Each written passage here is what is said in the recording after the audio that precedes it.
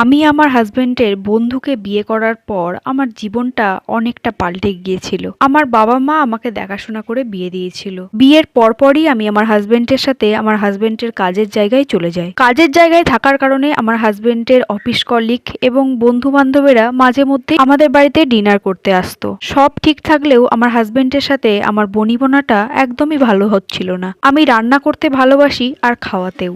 তাছাড়া যেহেতু আমার হাসবেন্ডের সাথে আমার বনিবনা ভালো হয়নি, তাই আমার হাসবেন্ডের বন্ধুরা বাড়িতে আসলে তাদের সাথে গল্পগুজব করতে আমার বেশ ভালোই লাগতো।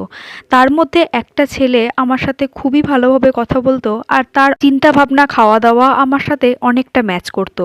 সুতরাং তারও আমার সাথে কথা বলতে যেমন ভালো লাগতো, আমারও তার সাথে কথা বলতে ভালো লাগতো। এরপর আমার ফোন নাম্বার আর তার ফোন নাম্বার বিনিময় হয়। তারপর মাঝে মধ্যেই তাকে আমি ফোন করে আমার হাসবেন্ডের সাথে বাড়ি আসতে বলি এবং খাওয়া দাওয়ার আয়োজন করি। আস্তে আস্তে আমরা